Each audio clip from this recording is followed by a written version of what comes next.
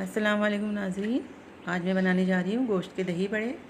बकरा ईद अभी आने ही वाली है, इसके लिए एक बहुत ही अच्छी रेसिपी है। मैंने ले लिया है आधा किलो गोश्त।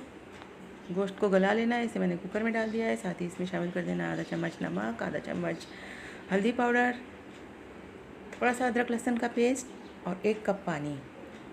और इसे अच्छी तरह से गला लेना है। तकरीबन 3 सीटी में ये गल जाएगा।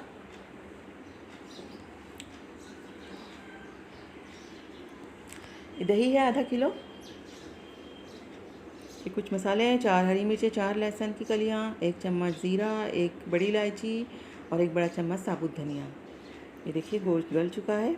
जो थोड़ा सा पानी है इसे हम तेज़ आंच पर सुखा लेंगे। अगर पानी ज़्यादा हो तो उसे निकाल दीजिए। मसालों को हम अच्छी तरह से भून लेंगे और भूनने के बाद इसे पीस लेना है।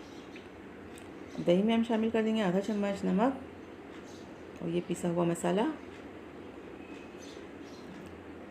और हम इसे तड़का देंगे। तड़के के लिए मैंने ले ली है 1 लाल मिर्च,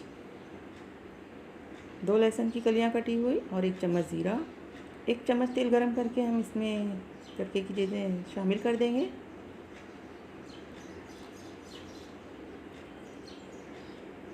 और दही को तड़का लगा देंगे। अब एक प्लेट में हम गोश्त की बोटियों को ले लेंगे और उसके ऊपर दही वाला ये आमेज़ा डालकर ऊपर से हम लाल मिर्च और चाट मसाला छिड़क देंगे। गोश्त के अलावा हम मीट बॉल या कीमे के कोफ्ते भी ले सकते हैं और इस पर भी दही वाला आमेज़ा डालकर हम इसे अपनी पसंद से सजा सकते हैं।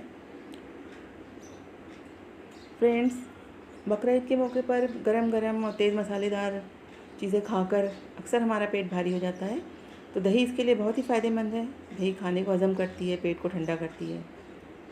तो इस बकरा ईद बनाइए गोश्त और कोफ्तों के दही बड़े।